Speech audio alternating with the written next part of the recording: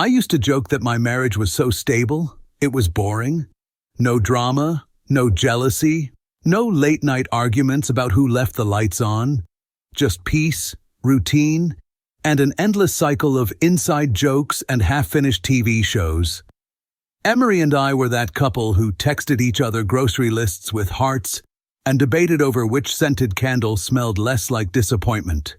Life was good, predictable, comfortable. Then she joined this new circle of friends. They called themselves something ridiculous, like the Sisterhood of Self-Growth, which should have been my first red flag.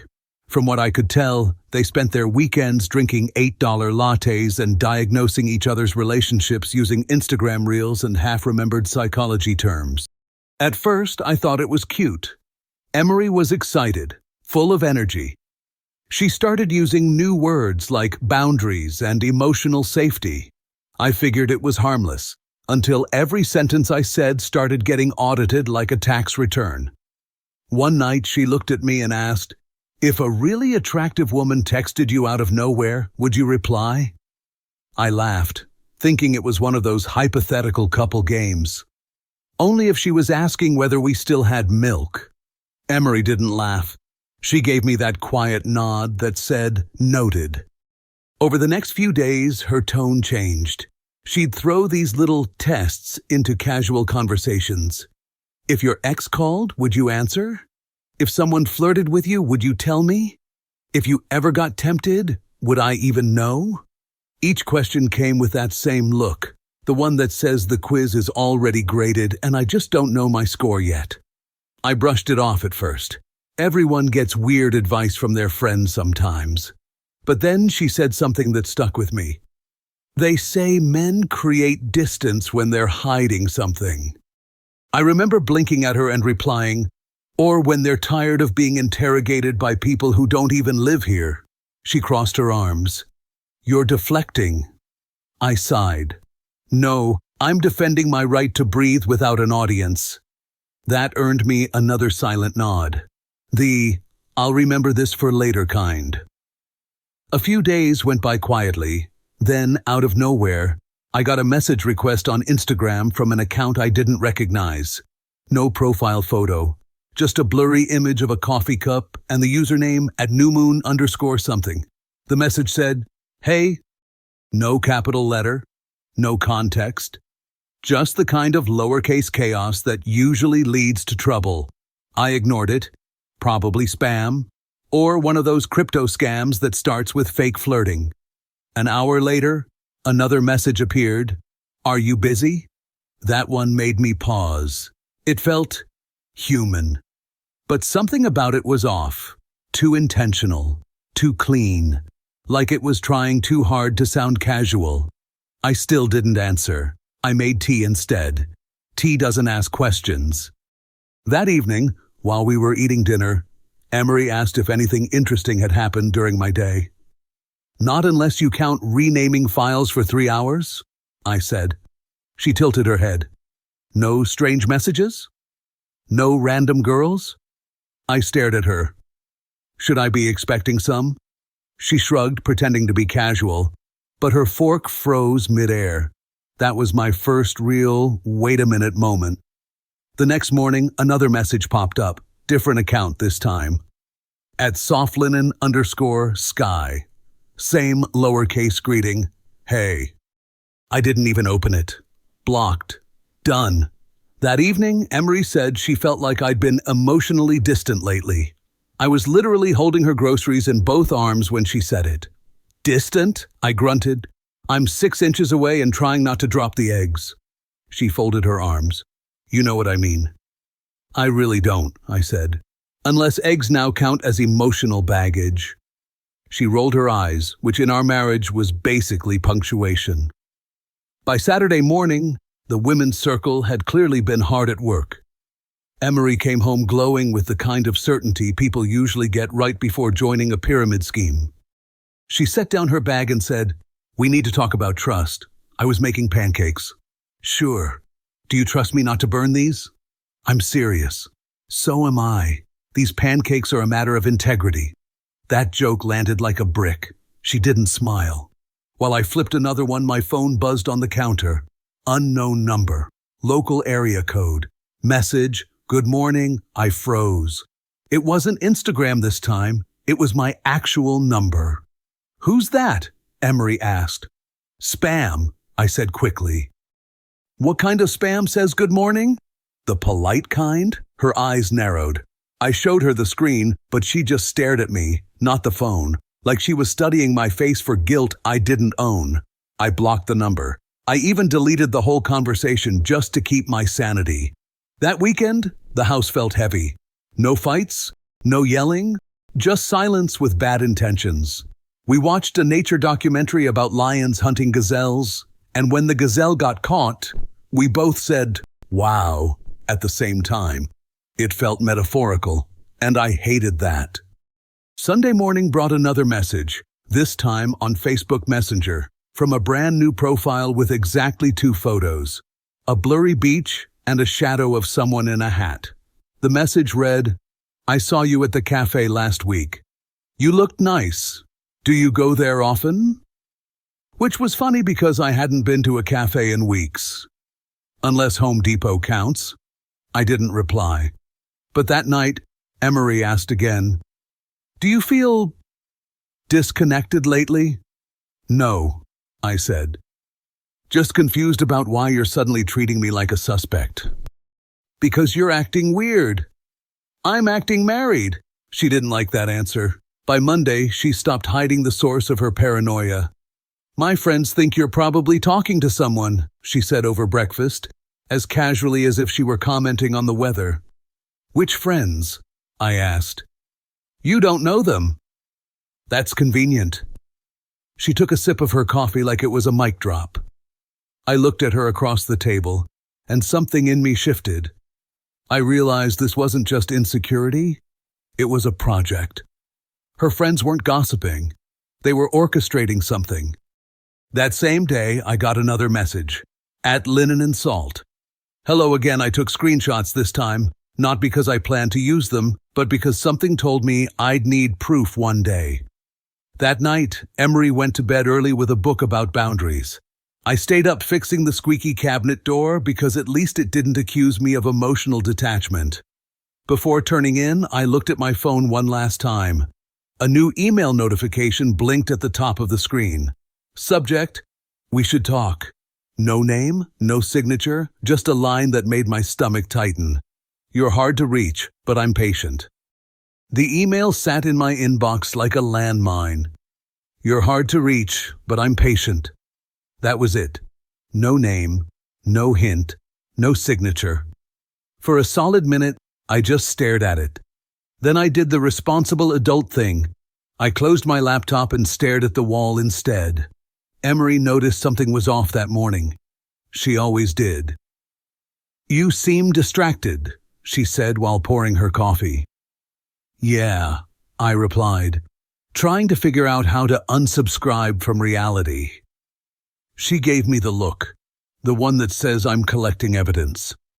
I told her someone had been messaging me, that I thought it was spam. I even showed her the screenshots, hoping to kill the tension once and for all, but she barely glanced at them and said, "That's convenient. You showing me only after deleting the rest, that one hurt." I hadn't deleted anything except what I thought was junk. But in her head, I was already guilty, not of cheating, but of existing suspiciously. She went to work, and I sat there at the kitchen table with my coffee going cold, realizing how absurd this had become.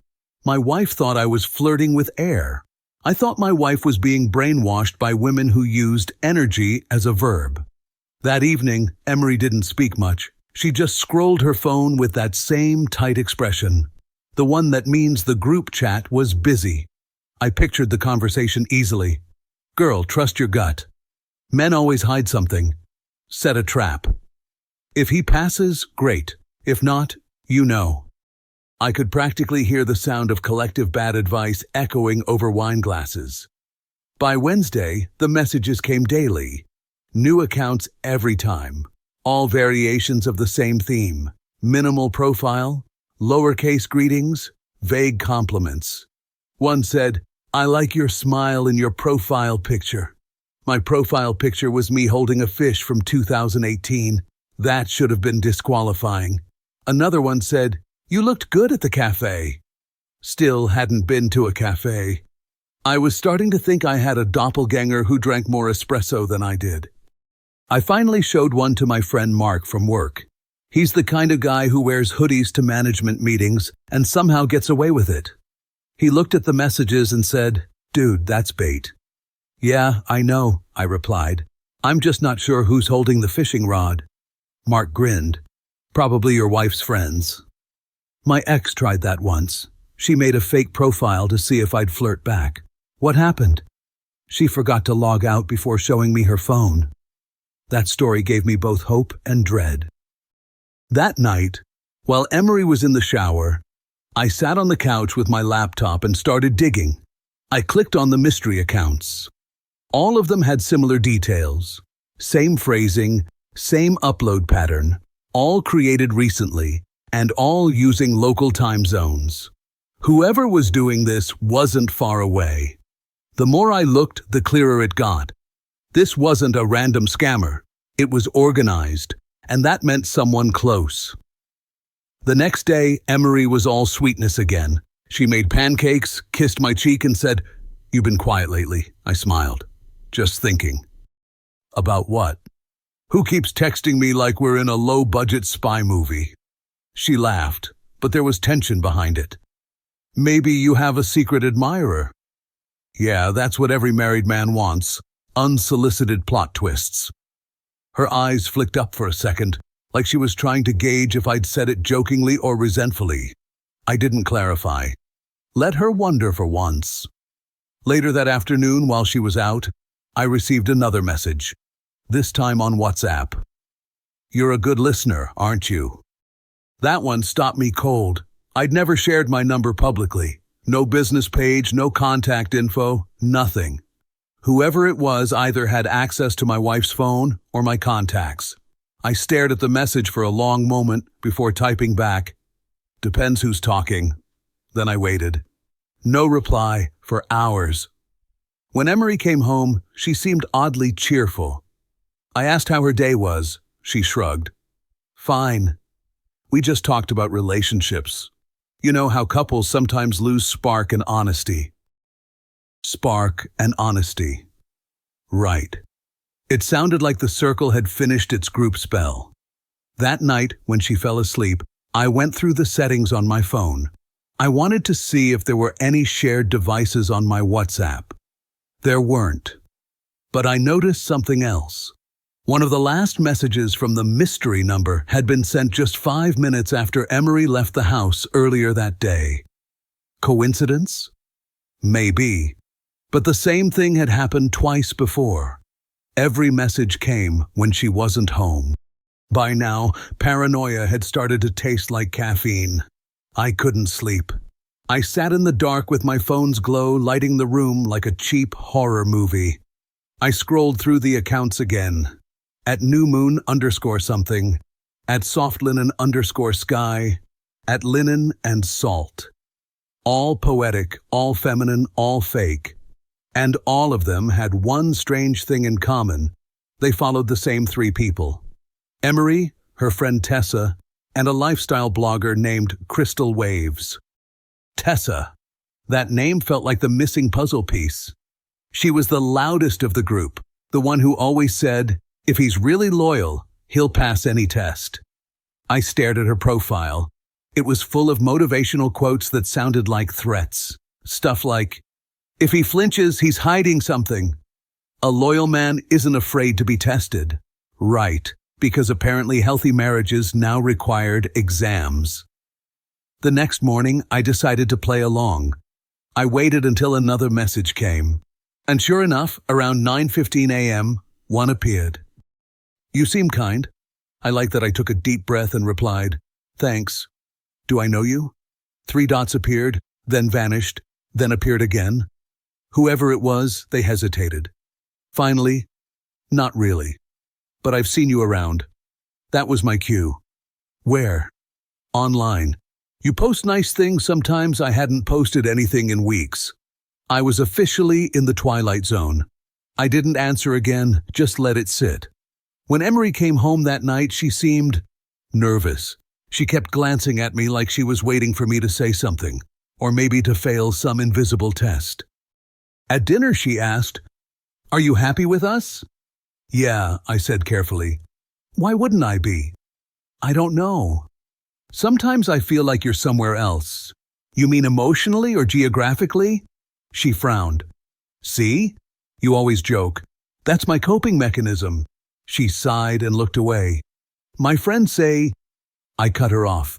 "Emery, if your friends jumped off a bridge, would you call it emotional growth or just cardio?" That earned me silence for the rest of the night, which honestly was a nice change. Still, something about that conversation nagged at me. She wanted me to slip up. Her friends wanted her to test me, and someone out there kept pretending to be interested in me just to see what I'd do. So, I decided to find out what they'd do when the test didn't go as planned. By the next morning, I was officially done being the clueless husband in someone else's social experiment.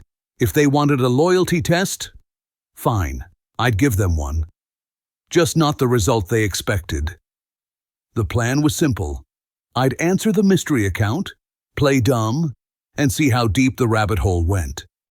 When the next message came, I was ready. "You have a calm energy." That's rare. That was already suspicious. Nobody who's ever seen me parallel park would describe me as calm. I typed back, "You sure you've got the right guy?" There was a pause. Then, "I think so." "You're the one with the dog, right?" "I don't have a dog. I don't even like small talk about dogs." I replied, "No dog. Just Bills." "Ha ha, I must have mixed you up. Still, you seem nice." It was such a weirdly safe answer, like it was written by a committee afraid of HR. That's when it clicked. They weren't trying to flirt. They were trying to bait me into flirting back. Every word felt like a breadcrumb leading to gotcha, so I decided to nudge back. "Thanks. My wife says I'm nice too, especially when I take out the trash." There was no reply for several minutes. Then, "She's lucky." I grinned. I keep telling her that. This time, the typing bubbles disappeared for good. I leaned back, satisfied. That was the most faithful cheating conversation in human history. But more importantly, I noticed something strange. The message had been sent at 10:42 a.m., the same minute Emery usually went on her mid-morning coffee break at work. Coincidence? Maybe. But the universe doesn't have that good a sense of humor.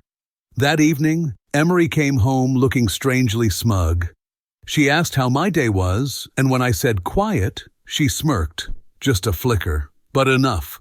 Like she was waiting for me to say something incriminating. I didn't bite. I just smiled back. "You?" "Fine," she said. "We talked about honesty today." "How poetic." She tilted her head. "Do you think you're always honest with me?" "I try to be." "Try?" "Yeah, like when you ask if your jeans look good and I say yes, even though you already know they do." That almost cracked her poker face, but she caught it, forced a shrug, and said, "You're deflecting again." "No, sweetheart," I thought. "I'm diffusing." That night, I went into full detective mode. I checked the message metadata on my laptop, same IP region as ours. Then I used a simple trick Mark had told me. You can often see linked accounts or usernames reused elsewhere. I ran the username at Linen and Salt through a search tool. 2 matches popped up. One was the fake Instagram account. The other, a Pinterest board belonging to Tessa Carter. Bingo. The woman behind the loyalty test was exactly who I suspected. Emery's friend, the one who once said, "If you trust a man without testing him, you're basically asking to get hurt." I laughed out loud. I couldn't help it. All that time, these women were busy scripting a soap opera in which I was the unwitting villain. So I screenshotted everything, usernames, timestamps, the overlap between accounts. Then I waited. The next day, around lunchtime, the mystery number texted again. "I hope I didn't scare you away." I replied, "Not at all. My wife thinks I'm boring, so this is the most excitement I've had in a week." That one I sent deliberately. I wanted to see if the trap would spring. 10 minutes later, Emery texted me from work. "Boring, huh?" I nearly choked on my sandwich. So the line wasn't just bait, it was bait with a delay. They were watching my responses in real time, meaning Tessa or one of the others was feeding screenshots straight to Emery. I stared at the phone, heart pounding. Then I texted back, "Depends who's asking." No answer. Not from her, not from the mystery number. Just silence. The loud, dangerous kind.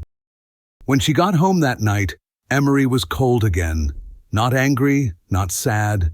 Just distant in that way people are when they're already convinced they know the truth. We sat through dinner in silence. Halfway through, she said, "You've been acting strange lately." Define strange. Guarded. Secretive. I could say the same about you. She looked up, offended. What's that supposed to mean? It means the woman who used to tell me everything now talks like she's part of an undercover operation. She opened her mouth to reply, then shut it. I could practically see the debate in her eyes. Confess or double down? She doubled down. I just think you're hiding something. Maybe I'm hiding my patience. That one hit. Her jaw tightened. You're not taking this seriously. Emery, I said quietly, I'm taking it too seriously. That's the problem. We didn't talk for the rest of the night. After she fell asleep, I got up and finished collecting what I needed. Screenshots, crosslinks, timestamps. It wasn't about revenge. It was about clarity. I wanted the truth laid out so clearly even her circle couldn't spin it. The final confirmation came the next morning.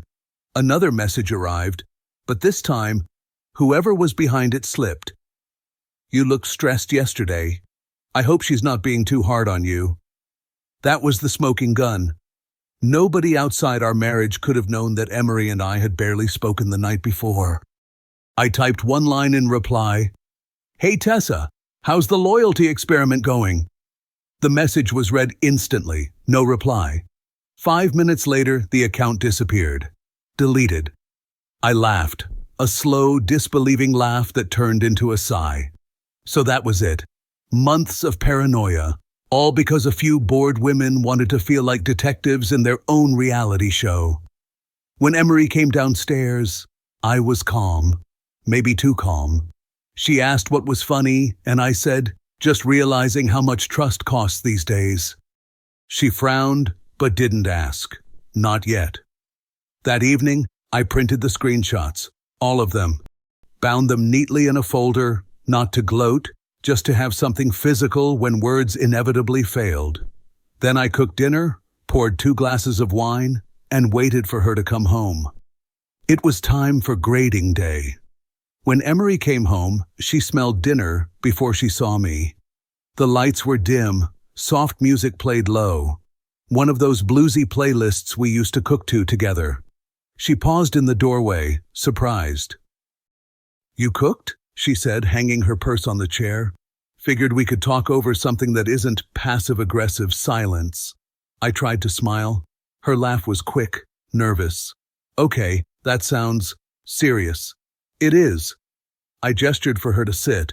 The table looked normal, wine glasses, plates, napkins folded neatly, but in the middle sat a plain folder, beige, unassuming, deadly. We ate for a few minutes in silence. The clink of forks was louder than the music. She kept glancing at the folder the way a person looks at a ticking clock bomb, pretending it isn't there. Finally, she asked, "What's in it?" "Something I wish didn't exist," I said. I pushed the folder toward her. She hesitated, then opened it. The first page was a screenshot, an Instagram message from one of the fake profiles, then another, then another. The timestamps, usernames, IP matches, all printed in careful order. Her smile vanished. She flipped another page, slower this time. "Where did you get these?" she whispered. "The same place you got your ideas," I said. "The internet." Her lips parted like she was about to speak, but nothing came out. I leaned back, watching the realization crawl across her face. It wasn't guilt at first. It was shock. Shock that I'd caught her, that the plan had a paper trail. "I don't understand," she said finally. How did you find all this? Because you underestimated me, I said quietly. And because your friend Tessa isn't half as clever as she thinks. Her hand froze mid-page. Tessa? Yeah, the Pinterest account, the reused email handle, the same phrasing she uses when she texts you. It wasn't hard to connect the dots. Emery looked pale. It wasn't supposed to go that far. What was it supposed to be, I asked. A social experiment? A fun little loyalty test to share over brunch? She winced. It was a mistake. No, I said. It was a project. You all built it together. You picked a target, made fake accounts, and waited for me to slip up. You wanted proof I was like every other guy you complain about over wine. Her voice shook. That's not fair. They said. I know what they said. My tone sharpened. They told you to test me. To see if I'd talk back. To trust your gut, remember? How'd that work out? She dropped her gaze, staring at her hands. I just wanted to know if I could still trust you. I almost laughed, but it came out as a breath. And now? Her voice cracked. Now I don't even trust myself. For a second, neither of us spoke. The sound of the clock in the kitchen filled the room, steady, unfeeling. I took a sip of wine, though my throat was dry. You know what's crazy? You actually got what you wanted. Proof. You tested my loyalty, and I passed, with flying colors. But the exam ruined the relationship. She looked up, eyes glossy. I didn't mean to hurt you. I believe that, I said. You didn't mean to. But you still did. Emery reached across the table. Her hand hovered over mine, fingers trembling. Please don't leave. It was stupid. I was scared I didn't move. Scared of what? That your marriage was too peaceful? That trust felt boring? She bit her lip. Of losing you. I looked at her, really looked. The woman sitting across from me wasn't cruel, just lost. But that didn't make it easier. Then congratulations, I said softly. You built the very thing you feared. Her tears finally spilled, silent and raw. It was supposed to be harmless. Emery, there's nothing harmless about trying to make someone fail, she tried to explain. Something about her friends, about how everyone said men always hide something, how they convinced her to be smart, to be careful. I listened, but the words sounded distant, like a story told underwater. I thought you'd fail the test, she whispered at last. I nodded slowly. Then you should have made it harder. That earned a tiny broken laugh through her tears. I stood, took my jacket from the chair. The motion startled her. Where are you going? For air. Please don't go. Not like this. I looked at the table, the folder, the woman who used to trust me with her whole heart. I'm not angry, I said, just empty. You spent so much time proving I might betray you, you never noticed I was the one being betrayed. She stepped forward, but I was already near the door. Is this it? She asked quietly. I don't know, I admitted. But right now, I can't stay where love feels like surveillance. I opened the door. The hallway light spilled in, cold and sterile.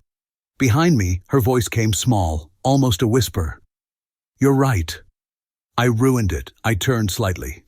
No, you outsourced it. And then I left. The night air hit like truth. Sharp, honest, unfiltered. I walked without direction, hands in pockets, listening to the hum of the city. For the first time in weeks, there was no buzzing phone, no invisible test. Just silence. And I realized that silence, the kind I'd been accused of for months, had never been the enemy. It was peace, the real kind. I spent the night at Mark's place. He didn't ask questions, didn't pry. He just handed me a beer and turned on the game. That's why I liked him. No psychology degree, no spiritual podcast recommendations, no trust your gut nonsense. Just a guy who understood silence. Halfway through the game, he glanced at me. So, loyalty test, huh? Yeah, he winced. Oof. Classic. Apparently it's trending, I muttered. Ruining relationships for sport. He raised his beer. Congrats, man. You passed a test you never signed up for. I smirked, but it didn't reach my eyes. Yeah, feels great I didn't sleep much. The couch was comfortable enough, but my brain wouldn't shut off. I kept replaying everything. The first weird message, the slow tension, the look on Emery's face when she realized I knew. The kind of realization that doesn't just change the room. It changes the shape of everything after. The next morning, my phone was full of missed calls and texts. Emery, please come home. We need to talk. I told them everything. I ended it. I'm sorry. Then one more. I hate what they turned me into. That one hit different. Because I knew it wasn't just guilt. It was the quiet beginning of understanding. The part where the noise dies down and the regret starts to echo. Still, I didn't go home. Not that day. 2 days later, she stopped texting. I didn't block her. I just didn't reply. I needed the silence to breathe. Mark said I should talk to her. I told him I would, eventually, when I wasn't still standing in the debris of everything we'd built. A week passed before I went back. The house felt smaller. Not physically, just smaller in energy. The walls held too many echoes. Emery was sitting on the couch in a sweatshirt, no makeup, red eyes. The confident, self-assured woman who used to lecture me about emotional maturity looked more like someone who'd been hit by her own advice.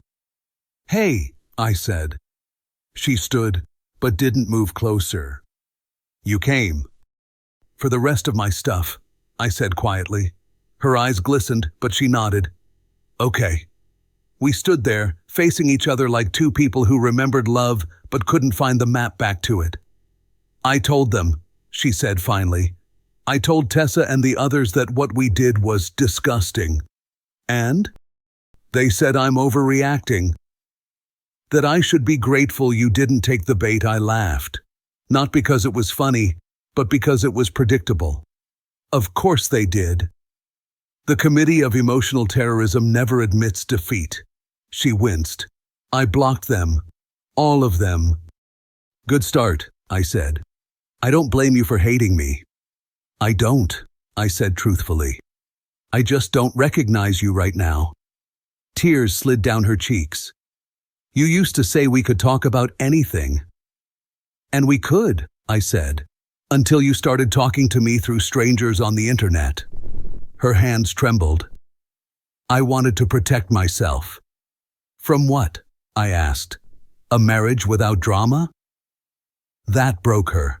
She covered her face, shoulders shaking, whispering something about how it was supposed to be harmless, how she never thought I'd find out, how she just wanted reassurance. The thing about apologies is that sometimes they come too late for repair. You can forgive a moment, but not the mindset that created it. I sat down, suddenly exhausted. Do you even understand what this did to me? I spent weeks feeling crazy, wondering if I was paranoid or if my marriage was quietly dying behind my back. She nodded through tears. I know. And you let me doubt myself, I said. You watched me twist and you called it trust work. She sank onto the opposite end of the couch.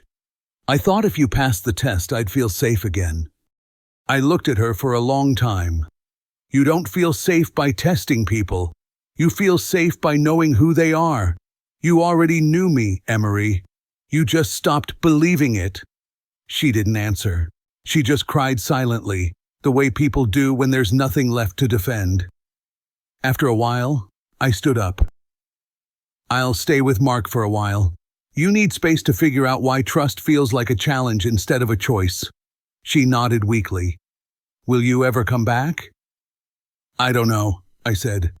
I still love you, but I can't live in a courtroom. I picked up my bag. She didn't try to stop me this time. As I walked out, she whispered, They told me to test you, but they never told me what to do if I failed. I paused at the door. That's the thing about tests, I said softly. You don't always get a retake. Outside, the sky was pale gray. That kind of empty color that feels like a reset. I drove for a while with no destination, the radio low, mind quiet for the first time in weeks. Somewhere between the hum of the tires and the sound of the wind, I realized the strangest part. I wasn't angry anymore, just disappointed that something so good could be dismantled by a few whispers from people who'd never cared whether we survived or not. It's been 6 months since that night. Long enough for emotions to settle, long enough for clarity to stop feeling like shock. I filed for divorce in April. No screaming, no drama, just paperwork. Cold, precise, honest. Emery didn't fight it. She cried when she signed, said she understood. There was no big speech, no begging scene, just quiet acceptance, like two people watching the last flame of something beautiful go out and knowing there's no point trying to relight wet ashes. I won't lie, I still think about her sometimes. The early mornings with coffee and music, her laughter when she burned pancakes, the way she'd grab my arm in crowded places. It's strange how betrayal doesn't erase the good memories. It just stains them like wine on a white shirt. You can still see the pattern, but it'll never be the same. After the divorce, I found out more about the circle. Turns out, the sisterhood of trust awareness didn't age well. Tessa, the mastermind, broke up with her boyfriend 2 months later. Apparently, he caught her checking his phone every morning, and when he called her out, she said, "You made me insecure." He moved out that same week. As for Emery, she moved to another apartment across town. She's in therapy, and from what mutual friends say, she's calmer now, less defensive. Maybe she's learning the difference between trusting someone and controlling them. She emailed me once, not to ask for another chance, just to say thank you. She wrote that the divorce forced her to face the kind of fear she used to hide behind advice from people who didn't know what love looked like. I didn't reply. Not because I'm bitter, but because closure doesn't always need an echo. I've learned something too. Trust isn't a test you give someone. It's a gift you risk losing. The moment you try to measure it, you've already broken it. And some things, once broken, don't belong in repair shops. They belong in lessons. So yeah, I passed her test. But I failed the marriage. Not because I did anything wrong, but because I stayed too long trying to prove I wasn't. If anyone asks how it ended, I tell them this. My wife tested my loyalty. I tested her trust. Neither of us passed. If you felt this story hit hard, drop a like, subscribe for more, and share your thoughts in the comments. Your support keeps Steelheart beating.